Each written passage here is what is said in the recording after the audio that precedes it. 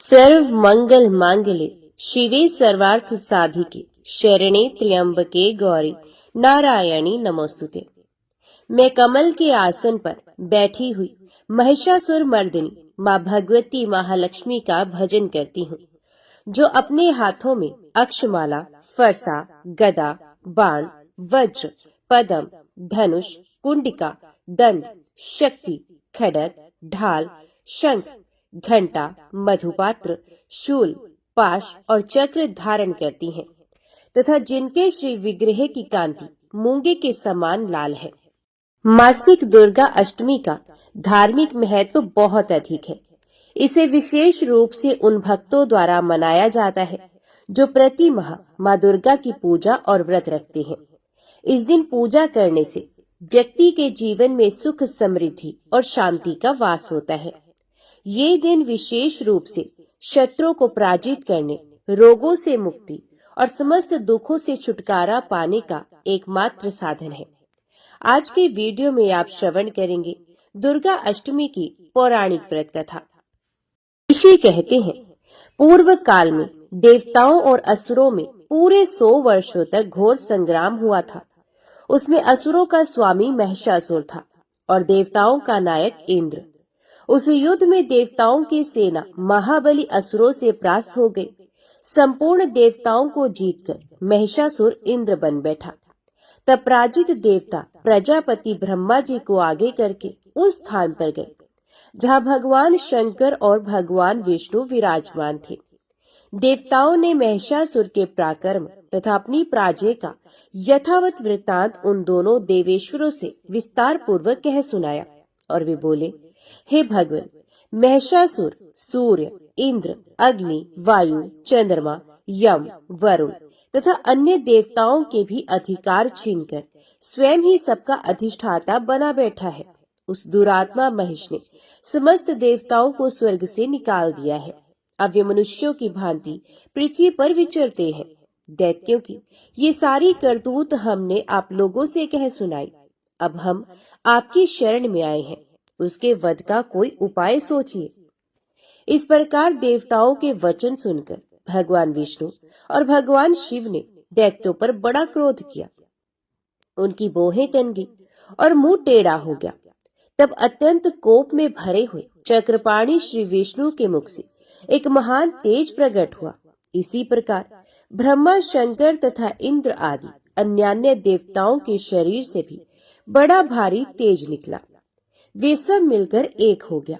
महान तेज का वह पुंज पर्वत सा जान पड़ता था। देवताओं ने देखा, वहां उसकी ज्वालाएं संपूर्ण दिशाओं में व्याप्त हो रही थी। संपूर्ण देवताओं के शरीर से प्रकट हुए उस तेज की कहीं तुलना नहीं थी। एकत्रित होने पर वह एक नारी के रूप में परिणित हो गया और अपने प्रकाश से तीनों लोकों में व्याप्त जान पड़ा। भगवान शंकर का जो तेज था, उससे उस देवी का मुख प्रकट हुआ। यमराज के तेज से उसके सर पे बाल आ गए। भगवान विष्णु के तेज से उसकी भुजाएं प्रकट हुई। चंद्रमा के तेज से दोनों स्तनों का और इंद्र के तेज से मध्य भाग कट प्रदेश का प्रादुर्भाव हुआ। वरुण के तेज से जंघा और पिंडली तथा पृथ्वी के तेज से नितंब भाग प्रकट हुआ। ब्रह्मा जी के तेज से दोनों चरण और सूर्य के तेज से उनकी अंगुलियां प्रकट हुई। वसुओं के तेज से हाथों की अंगुलियां और कुबेर के तेज से नासिका प्रकट हुई।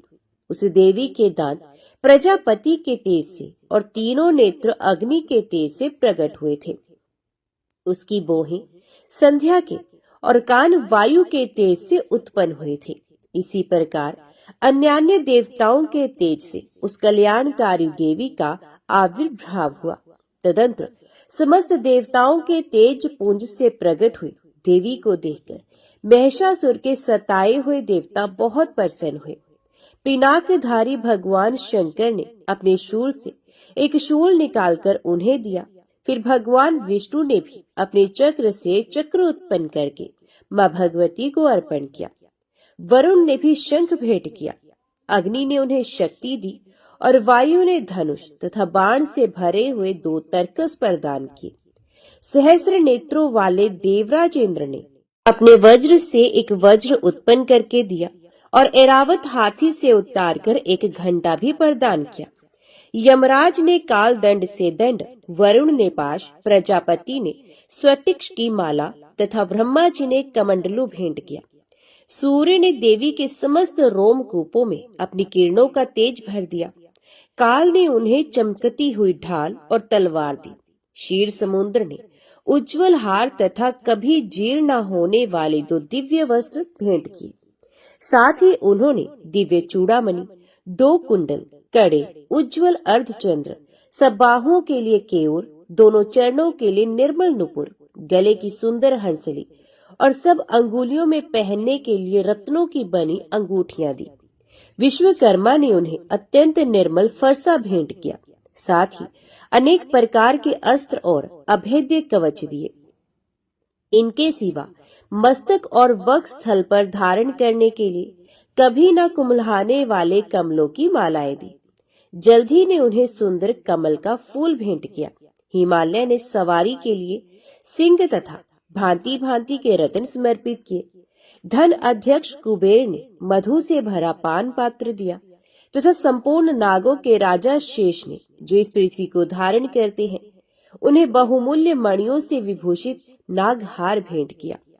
इसी प्रकार अन्य देवताओं ने भी आभूषण और अस्त्र शस्त्र देकर देवी का सम्मान किया। तत्पश्चात उन्होंने बारंबार अट्टाहस पूर्वक उच्च स्वर से गर्जना की। उनके भयंकर नाद से संपूर्ण आकाश गूंज उठा। देवी का वे अत्यंत उच्च स्वर से किया हुआ सिंहनाद कहीं समा न सका। आकाश उसके सामने लघु प्रतीत होने लगा। उससे बड़े जोर की प्रतिध्वनि हुई, जिससे संपूर्ण विश्व में हलचल मच गई और समुद्र कांप उठे। पृथ्वी डोलने लगी और समस्त पर्वत हिलने लगे। उस समय देवताओं ने अत्यंत प्रसन्नता के साथ सिंह वाहिनी भवानी से कहा, हे देवी, तुम्हारी जय हो। साथ ही महर्षियों ने भक्ति भाव से विनम्र होकर उनका स्तवन किया। संपूर्ण त्रिलोकी को शोभग्रस्त देख दैत्यगण अपनी समस्त सेना को कवच आदि से सुसज्जित कर हाथों में हथियार ले सहसा उठकर खड़े हो गए। उस समय महिषासुर ने बड़े क्रोध में आकर कहा, आह, ये क्या हो रहा है। फिर वे संपूर्ण असुरों से घिरकर उस सिंहनाद की ओर लक्ष्य करके दौड़ा और आगे पहुंचकर उसने देवी को देखा, जो अपनी प्रभा से तीनों लोगों को प्रकाशित कर रही थी। उनके चरणों के भार से पृथ्वी दबी जा रही थी। माथे के मुकुट से आकाश में रेखा से खींच रही थी तथा वे अपने धनुष की टंकार से 7 पातालों को शुद्ध किए देती थी। देवी अपनी 1000 भुजाओं से संपूर्ण दिशाओं को आच्छादित करके खड़ी थी। तुरंत उनके साथ दैत्यों का युद्ध छिड़ गया। नाना प्रकार के अस्त्र शस्त्रों के प्रहार से संपूर्ण दिशाएं उद्भासित होने लगी। चिक्षुर नामक महान असुर महिषासुर का सेना नायक था। वह देवी के साथ युद्ध करने लगा। अन्य दैत्यों की चतुरंगिणी सेना साथ लेकर चामर भी लड़ने लगा। 60,000 रथियों के साथ आकर उदगर नामक महादैत्य ने लोहा लिया। 1 करोड़ रथियों को साथ लेकर महाहनु नामक दैत्य युद्ध करने लगा, जिसके रोए तलवार के समान तीखे थे। व्यासी लोमा नाम का महादैत्य 5 करोड़ रथी सैनिकों सहित युद्ध में आ डटा। 60 लाख रथियों से घिरा हुआ वाशकल नामक दैत्य भी उस युद्ध भूमि में लड़ने लगा। परिवारित नामक राक्षस हाथी सवार और घुड़सवारों के अनेक दलों तथा 1 करोड़ रथियों की सेना लेकर युद्ध करने लगा। बिडाल नामक दैत्य 5 अरब रथियों से घिरकर लोहा लेने लगा। इनके अतिरिक्त और भी हजारों महादैत्य रथ, हाथी और घोड़ों की सेना साथ लेकर वहां देवी के साथ युद्ध करने लगे। स्वयं महिषासुर उस रणभूमि में कोटि कोटि सहस्र रथ, हाथी और घोड़ों की सेना से घिरा हुआ खड़ा था। वे दैत्य देवी के साथ तोमर, भिंदीपाल, शक्ति, मूसल, खड़ग, परशु और पट्टिश आदि अस्त्र शस्त्रों का प्रहार करते हुए युद्ध कर रहे थे। कुछ दैत्यों ने उन पर शक्ति का प्रहार किया, कुछ लोगों ने पाश फेंके तथा कुछ दूसरे दैत्यों ने खड्ग प्रहार करके देवी को मार डालने का उद्योग किया। देवी ने भी क्रोध में भरकर खेल खेल में ही अपने अस्त्र शस्त्रों की वर्षा करके दैत्यों के वे समस्त अस्त्र शस्त्र काट डाले। उनके मुख पर परिश्रम या थकावट का रंच मात्र भी चिन्ह नहीं था। देवता और ऋषि उनकी स्तुति कर रहे थे और वे भगवती परमेश्वरी दैत्यों के शरीरों पर अस्त्र शस्त्रों की वर्षा करती रही। देवी का वाहन वह सिंह भी क्रोध में भरकर गर्दन के बालों को हिलाता हुआ असुरों की सेना में इस प्रकार विचरने लगा, मानो वनों में दावा नल फैल रहा हो। रणभूमि में दैत्यों के साथ युद्ध करती हुई देवी अंबिका ने जितने निश्वास छोड़े वे सभी तत्काल सैकड़ों हजारों गणों के रूप में प्रकट हो गए और परशु, भेंदीपाल, खड्ग तथा पटेश आदि अस्त्रों द्वारा असुरों का सामना करने लगे। देवी की शक्ति से बड़े हुए वे गण असुरों का नाश करते हुए नगाड़ा और शंख आदि बजाने लगे। उस संग्राम महोत्सव में कितने ही गण मृदंग बजा रहे थे। तदंतर देवी ने त्रिशूल से, गदा से, शक्ति की वर्षा से और खड्ग आदि से सैकड़ों महादैत्यों का संहार कर डाला। कितनों को घंटे के भयंकर नाद से मूर्छित करके मार गिराया। बहुतेरे दैत्यों को पाश से बांधकर धरती पर घसीटा। कितने ही दैत्य उनकी तीखी तलवार की मार से दो दो टुकड़े हो गए। कितने ही गदा की चोट से घायल हो धरती पर सो गए। कितने ही मूसल की मार से अत्यंत आहत होकर रक्त वमन करने लगे। कुछ दैत्य शूल से छाती फट जाने के कारण पृथ्वी पर ढेर हो गए। उस रणांगन में बाण समूहों की वृष्टि से कितने ही असुरों की कमर टूट गई। बाज की तरह झपटने वाले देव पीड़ित दैत्यगण अपने प्राणों से हाथ धोने लगे। किन्हीं की बाहें छिन्न भिन्न हो गई, कितनों की गर्दनें कट गई। कितने ही दैत्यों के मस्तक कट कट कर गिरने लगे। कुछ लोगों के शरीर मध्य भाग में ही विदीर्ण हो गए। कितने ही महादैत्य जांघें कट जाने से पृथ्वी पर गिर पड़े। कितनों को ही देवी ने एक बाह, एक पैर और एक नेत्र वाला करके दो टुकड़ों में चीर डाला। कितने ही दैत्य मस्तक कट जाने पर भी गिरकर फिर उठ जाते और केवल धड़ के ही रूप में अच्छे अच्छे हथियार हाथ में देवी के साथ युद्ध करने लगते थे। दूसरे कबंध युद्ध के बाजों की लय पर नाचते थे। कितने ही बिना सर के धड़ हाथों में खड्ग, शक्ति और रिष्टि लेकर दौड़ते थे तथा दूसरे महादैत्य ठहरो ठहरो ये कहते हुए देवी को युद्ध के लिए ललकारते थे। जहां वे घोर संग्राम हुआ था वहां की धरती देवी के गिराए हुए रथ, हाथी, घोड़े और असुरों की लाशों में ऐसी पट गई थी कि वहां चलना फिरना असंभव हो गया था। दैत्यों की सेना में हाथी, घोड़े और असुरों के शरीरों से इतनी अधिक मात्रा में रक्तपात हुआ था कि थोड़ी ही देर में वहां खून की बड़ी बड़ी नदियां बहने लगी। जगदम्बा ने असुरों की विशाल सेना को क्षण भर में नष्ट कर दिया। ठीक उसी तरह जैसे तृण और काठ के भारी ढेर को आग कुछ ही क्षण में भस्म कर देती है। और वे सिंह भी गर्दन के बालों को हिला हिलाकर जोर जोर से गर्जना करता हुआ दैत्यों के शरीर से मानो उनके प्राण चुन लेता था। वहां देवी के गणों ने भी उन महादैत्यों के साथ ऐसा युद्ध किया जिससे देवतागण उन पर आकाश से फूल बरसाने लगे और उन सब से बहुत संतुष्ट हुए। जगदम्बा के श्रीअंगों की कांति उदय काल के सहस्रों सूर्यों के समान है। वे लाल रंग की रेशमी साड़ी पहने हुए हैं। उनके गले में मुंडमाला शोभा पा रही है। दोनों स्तनों पर रक्त चंदन का लेप लगा है।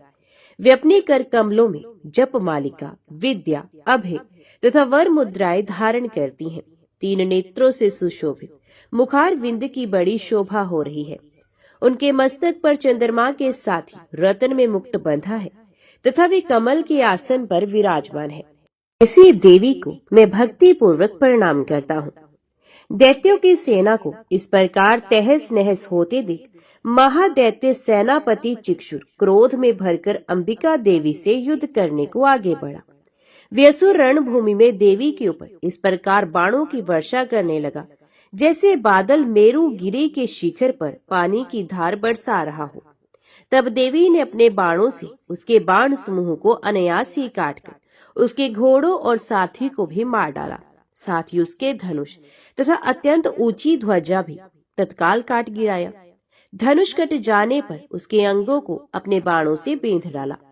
धनुष, रथ, घोड़े और सारथी के नष्ट हो जाने पर वे असुर ढाल और तलवार लेकर देवी की ओर दौड़ा।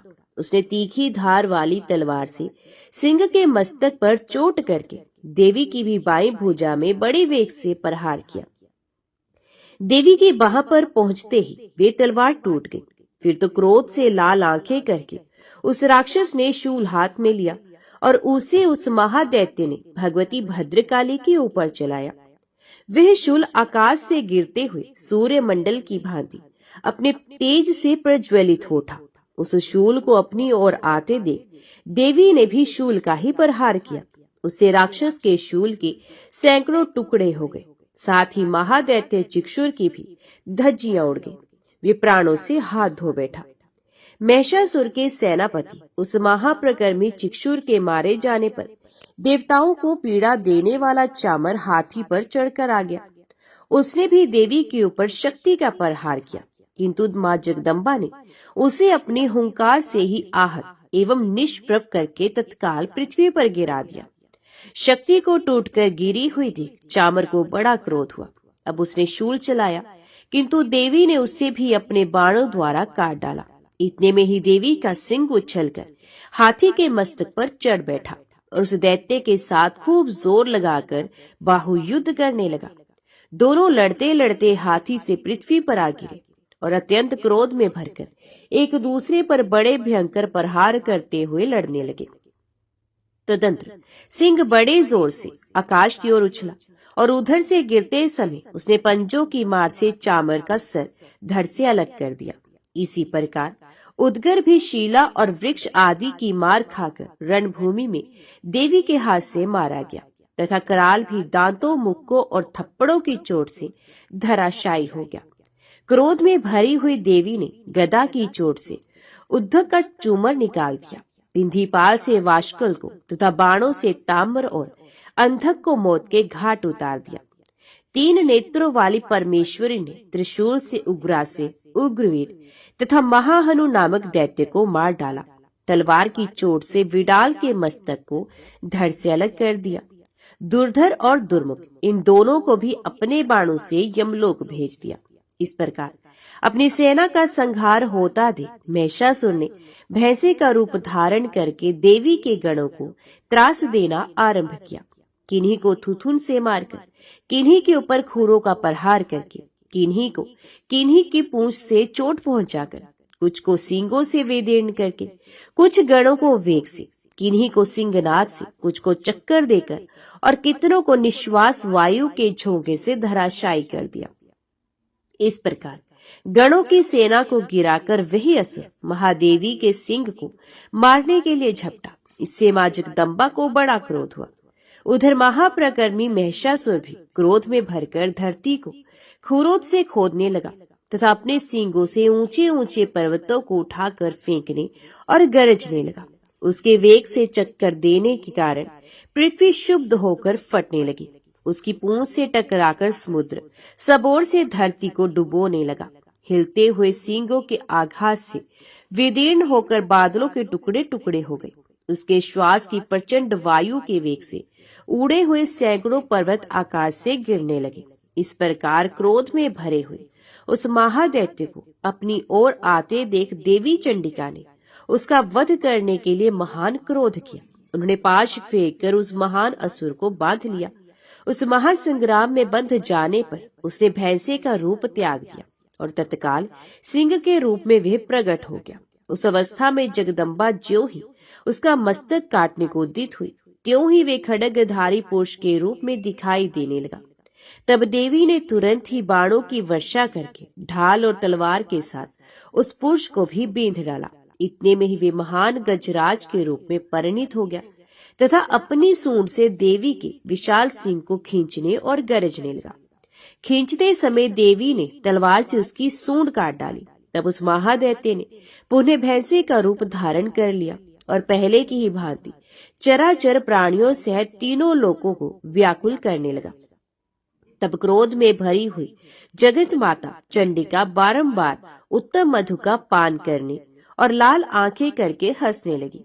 उधर वे बल और पराक्रम के मद से उन्मत्त हुआ राक्षस अपने सींगों से इस चंडी के ऊपर पर्वतों को फेंकने लगा और डकारने लगा। उस समय देवी अपने बाणों के समूहों से उसके फेंके हुए पर्वतों को चूर्ण करती हुई बोली। बोलते समय उनका मुख मधु के मद से लाल हो रहा था और वाणी लड़खड़ा रही थी। देवी ने कहा, अरे ओ मूर्ख, मैं जब तक मधु पीती हूँ तब तक तू क्षण भर के लिए खूब गरज ले। मेरे हाथ से यही तेरी मृत्यु हो जाने पर जब शीघ्र ही देवता भी गर्जना करेंगे। ऋषि कहते हैं, योग कहकर देवी उछली और महादैत्य के ऊपर चढ़ गई। फिर अपने पैर से उसे दबाकर उन्होंने शूल से उसके कंठ में आघात किया। उनके पैर से दबा होने पर भी महिषासुर अपने मुख से दूसरे रूप में बाहर आने लगा। अभी आधे शरीर से ही वे बाहर निकलने पाया था कि देवी ने अपने प्रभाव से उसे रोक दिया। आधा निकला होने पर भी वे महादैत्य देवी से युद्ध करने लगा। तब देवी ने बहुत बड़ी तलवार से उसका मस्तक काट गिराया। फिर तो हाहाकार करती हुई दैत्यों की सारी सेना भाग गई तथा संपूर्ण देवता अत्यंत प्रसन्न हो गए। देवताओं ने दिव्य महर्षियों के साथ दुर्गा देवी का स्तवन किया। गंधर्वराज गान करने लगे तथा अप्सराएं नृत्य करने लगी। सिद्धि की इच्छा रखने वाले पुरुष जिनकी सेवा करते हैं तथा देवता जिन्हें सब ओर से घेरे रहते हैं, उन जया नाम वाली दुर्गा देवी का ध्यान करें। उनके श्रीअंगों की आभा काले मेघ के समान श्याम है, अपने कटाक्षों से शत्रु समूह को भय प्रदान करती है। उनके मस्तक पर आबद्ध चंद्रमा की रेखा शोभा पाती है। वे अपने हाथों में शंख, चक्र, कृपाण और त्रिशूल धारण करती हैं। उनके 3 नेत्र हैं। वे सिंह के कंधे पर चढ़ी हुई हैं और अपने तेज से तीनों लोगों को परिपूर्ण कर रही हैं। अत्यंत पराक्रमी दुरात्मा महिषासुर तथा उसकी दैत्य सेना की देवी के हाथ से मारे जाने पर इंद्र आदि देवता प्रणाम के लिए गर्दन तथा कंधे झुकाकर उन देवी भगवती दुर्गा का उत्तम वचनों द्वारा स्तवन करने लगे। उस समय उनके सुंदर अंगों में अत्यंत हर्ष के कारण रोमांच हो आया था। देवता बोले, संपूर्ण देवताओं की शक्ति का समुदाय ही जिनका स्वरूप है तथा जिन देवी ने अपनी शक्ति से संपूर्ण जगत को व्याप्त कर रखा है, समस्त देवताओं और महर्षियों की पूजनीय जगदम्बा को हम भक्ति पूर्वक नमस्कार करते हैं। वे हम लोगों का कल्याण करें। जिनके अनुपम प्रभाव और बल का वर्णन करने में भगवान शेषनाग और ब्रह्मा जी तथा महादेव जी भी समर्थ नहीं है। वे भगवती चंडिका संपूर्ण जगत का पालन एवं अशुभ भय का नाश करने का विचार करें। जो पुण्य आत्माओं के घरों में स्वयं ही लक्ष्मी रूप से, पापियों के यहाँ दरिद्रता रूप से, शुद्ध अंतकरण वाले पुरुषों के हृदय में बुद्धि रूप से, सत्पुरुषों में श्रद्धा रूप से तथा कुलीन मनुष्य में लज्जा रूप से निवास करती हैं, उन आप भगवती दुर्गा को हम नमस्कार करते हैं। देवी, संपूर्ण विश्व का पालन कीजिए। देवी, आपके इन अचिंत्य रूप का, असुरों का नाश करने वाले भारी पराक्रम का तथा समस्त देवताओं और दैत्यों के समक्ष युद्ध में प्रकट किए हुए आपके अद्भुत चरित्रों का हम किस प्रकार वर्णन करें। अब संपूर्ण जगत की उत्पत्ति में कारण है। आप में सत्वगुण, रजोगुण और तमोगुण, ये तीनों गुण मौजूद हैं, तो भी दोषों के साथ आपका संसर्ग नहीं जान पड़ता। भगवान विष्णु और महादेव जी आदि देवता भी आपका पार नहीं पाते। आप ही सबका आश्रय है। ये समस्त जगत आपका अंशभूत है, क्योंकि आप सबकी आदिभूत अव्याकृता प्राप्त करती हैं। देवी, संपूर्ण यज्ञों में जिसके उच्चारण से सब देवता तृप्ति लाभ करते हैं, वे स्वाहा आप ही हैं। इसके अतिरिक्त आप पितरों की भी तृप्ति का कारण है। अतएव सब लोग आपको स्वधा भी कहते हैं। देवी, जो मोक्ष की प्राप्ति का साधन है, अचिंत्य महाव्रत स्वरूपा है, समस्त दोषों से रहित जितेंद्रिय तत्व को ही सार वस्तु मानने वाले तथा मोक्ष की अभिलाषा रखने वाले मुनिजन जिसका अभ्यास करते हैं, वे भगवती परा विद्या आप ही है। आप शब्द स्वरूपा है। अत्यंत निर्मल ऋग्वेद, यजुर्वेद तथा उद्गीत के मनोहर पदों के पाठ से युक्त सामवेद का भी आधार आप ही है। आप देवी, त्रय, तीनों वेद और भगवती 6 ऐश्वर्यों से युक्त है। इस विश्व की उत्पत्ति एवं पालन के लिए आप ही वार्ता, खेती एवं आजीविका के रूप में प्रकट हुई हैं। आप संपूर्ण जगत की घोर पीड़ा का नाश करने वाली हैं देवी, जिससे समस्त शास्त्रों के सार का ज्ञान होता है। वे मेधा शक्ति आप ही है। दुर्गम भवसागर से पार उतारने वाली नौका रूप दुर्गा देवी भी आप ही है। आपकी कहीं भी आसक्ति नहीं है। कैटभ के शत्रु भगवान विष्णु के वक्षस्थल में एकमात्र निवास करने वाली भगवती लक्ष्मी तथा भगवान चंद्रशेखर द्वारा सम्मानित देवी गौरी भी आप ही है।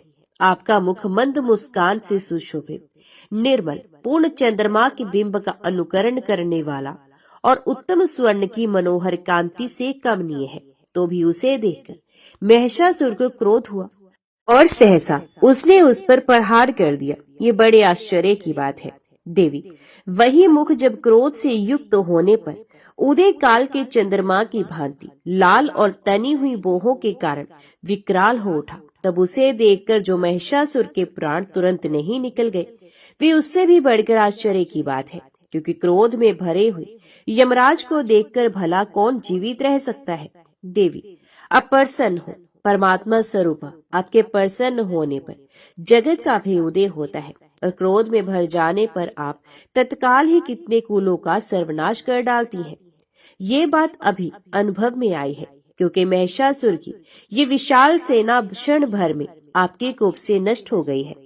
सदा अभी उदय प्रदान करने वाली आप जिन पर प्रसन्न रहती हैं, वही देश में सम्मानित है। उन्हीं को धन और यश की प्राप्ति होती है। उन्हीं का धर्म कभी शिथिल नहीं होता तथा वे ही अपने रिष्ट पुष्ट स्त्री पुत्र और भृत्यों के साथ धन्य माने जाते हैं। देवी, आपकी ही कृपा से पुण्य आत्मा पुरुष प्रतिदिन अत्यंत श्रद्धा पूर्वक सदा सब प्रकार के धर्म अनुकूल कर्म करता है और उसके प्रभाव से स्वर्गलोक में जाता है। इसलिए आप तीनों लोकों में निश्चय ही मनोवांछित फल देने वाली हैं। माँ दुर्गे, आप स्मरण करने पर सब प्राणियों का भय हर लेती हैं और स्वस्थ पुरुषों द्वारा चिंतन करने पर उन्हें परम कल्याणमयी बुद्धि प्रदान करती हैं। दुख, दरिद्रता और भय हरने वाली देवी, आपके सिवा दूसरी कौन है जिसका चित्त सबका उपकार करने के लिए सदा ही व्याद्र रहता हो। देवी, इन राक्षसों के मरने से संसार को सुख मिले तथा ये राक्षस चिरकाल तक नरक में रहने के लिए भले ही पाप करते हो, इस समय संग्राम में मृत्यु को प्राप्त होकर स्वर्गलोक में जाए, निश्चय ही यही सोचकर आप शत्रुओं का वध करती हैं। आप शत्रुओं पर शस्त्रों का प्रहार क्यों करती हैं? समस्त अस्त्रों को दृष्टिपात मात्र से ही भस्म क्यों नहीं कर देती? इसमें एक रहस्य है। ये शत्रु भी हमारे शस्त्रों से पवित्र होकर उत्तम लोकों में जाए, इस प्रकार उनके प्रति भी आपका विचार अत्यंत उत्तम रहता है। खड़ग के तेज पुंज की भयंकर दीप्ति से तथा आपके त्रिशूल के अग्रभाग की घनीभूत प्रभा से चौंधियाकर जो अस्त्रों की आंखें फूट रही गई, उसमें कारण यही था कि ये मनोहर रश्मियों से चंद्रमा के समान आनंद प्रदान करने वाले आपके सुंदर मुख का दर्शन करते थे। देवी, आपका शील दुराचारियों के बुरे बर्ताव को दूर करने वाला है। साथ ही ये रूप ऐसा है जो कभी चिंतन में नहीं आ सकता और जिसकी कभी दूसरों से तुलना भी नहीं की जा सकती, तथा आपका बल और पराक्रम तो उन दैत्यों का भी नाश करने वाला है जो कभी देवताओं के पराक्रम को भी नष्ट कर चुके थे। इस प्रकार आपने शत्रुओं पर भी अपनी दया ही प्रकट की है। वरदायिनी देवी, आपके इस पराक्रम की किसके साथ तुलना हो सकती है? तथा शत्रु को भय देने वाले एवं अत्यंत मनोहर ऐसा रूप ही आपके सिवा और कहाँ है? हृदय में कृपा और युद्ध में निष्ठुरता, ये दोनों बातें तीनों लोगों के भीतर केवल आप में ही देखी गई हैं। माता, आपने शत्रु का नाश करके इस समस्त त्रिलोकी की रक्षा की है। उन शत्रु को भी युद्ध भूमि में मारकर स्वर्गलोक में पहुंचाया है तथा उन्मत्त दैत्यों से प्राप्त होने वाले हम लोगों के भय को भी दूर कर दिया है। आपको हमारा नमस्कार है। देवी, आप शूल से हमारी रक्षा करें, अंबिके खड्ग से भी हमारी रक्षा करें तथा घंटा की ध्वनि और धनुष की टंकार से भी आप हम लोगों की रक्षा करें। चंड के पूर्व, पश्चिम और दक्षिण दिशा में आप हमारी रक्षा करें तथा हे ईश्वरी, अपने त्रिशूल को घुमाकर आप उत्तर दिशा में भी हमारी रक्षा करें। तीनों लोकों में आपके जो परम सुंदर एवं अत्यंत भयंकर रूप विचरते रहते हैं, उनके द्वारा भी आप हमारी तथा इस भूलोक की रक्षा करें। हे अंबिके, आपके कर पल्लवों में शोभा पाने वाले खड़ग, शूल और गदा आदि जो अस्त्र हो, उन सबके द्वारा आप सब ओर से हम लोगों की रक्षा करें। इस प्रकार जब देवताओं ने जगत माता दुर्गा की स्तुति की और नंदन वन के दिव्य पुष्पों और गंध चंदन आदि के द्वारा उनका पूजन किया, फिर सबने मिलकर जब भक्ति पूर्वक दिव्य धूपों की सुगंध निवेदन की, देवी ने प्रसन्न वंदन होकर प्रणाम करते हुए सब देवताओं ने कहा। देवी बोली, देवताओं, तुम सब लोग मुझसे जिस वस्तु की अभिलाषा रखते हो उसे मांगो। देवता बोले, भगवती ने हमारी सब इच्छा पूर्ण कर दी, अब कुछ भी बाकी नहीं, क्योंकि हमारा ये शत्रु महिषासुर मारा गया। महेश्वरी, इतने पर भी यदि आप हमें और वर देना चाहती हैं, तो हम जब जब भी आपका स्मरण करें, तब तब आप दर्शन देकर हम लोगों के महान संकट दूर कर दिया करें तथा प्रसन्न मुखी अंबिके, जो मनुष्य इन स्तोत्रों द्वारा आपकी स्तुति करे, उसे वित्त, समृद्धि और वैभव देने के साथ ही उसकी धन और स्त्री आदि संपत्ति को भी बढ़ाने के लिए आप सदा हम पर प्रसन्न रहें। देवताओं ने जब अपने तथा जगत के कल्याण के लिए भद्रकाली देवी को इस प्रकार प्रसन्न किया, तब वे तथास्तु कहकर वहीं अंतर ध्यान हो गई। जय माँ भगवती, जय माँ दुर्गा। आज की वीडियो में इतना ही। उम्मीद करती हूँ वीडियो आपको पसंद आई होगी। वीडियो पसंद आई हो तो वीडियो को लाइक और चैनल को सब्सक्राइब जरूर कीजिएगा। जय माता दी लिखकर कमेंट बॉक्स में अपनी हाजिरी और अपने सुझाव देना ना भूलेगा।